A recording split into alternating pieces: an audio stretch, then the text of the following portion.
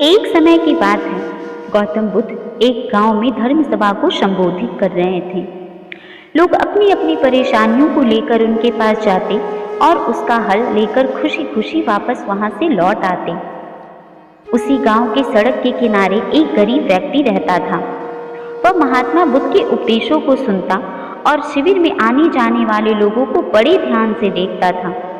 उसे बड़ा आश्चर्य होता था कि लोग अंदर तो बड़ी दुखी होकर जाते हैं, लेकिन जब वो वापस आते हैं तो बड़े खुश और प्रसन्न दिखाई देते हैं। उस गरीब को लगा कि क्यों ना वो भी अपनी समस्या लेकर भगवान बुद्ध के समक्ष जाए। मन में यही विचार लिए वो महात्मा बुद्ध के पास पहुंचा, लेकिन वहां बड़ी भीड़ लगी थी। लोग पंक्तिबद्ध होकर अपनी अपनी समस्या भगवान बुद्ध को बता रहे थे। जब उस गरीब व्यक्ति की बारी आई तो उसने सबसे पहले महात्मा बुद्ध को प्रणाम किया और कहा कि भगवान, इस गांव में लगभग सभी लोग खुश और समृद्ध हैं, फिर मैं ही एक गरीब क्यों हूँ? इस पर भगवान बुद्ध ने मुस्कुराते हुए कहा, तुम गरीब और निर्धन इसलिए हो क्योंकि तुमने आज तक किसी को कुछ दिया ही नहीं।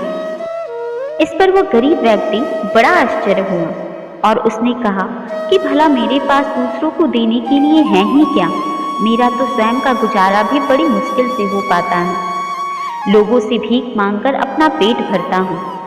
तब भगवान बुद्ध कुछ देर शांत रहे और फिर उन्होंने कहा कि तुम बड़े अज्ञानी हो और किसी के साथ बांटने के लिए ईश्वर ने तुम्हें बहुत कुछ दिया है।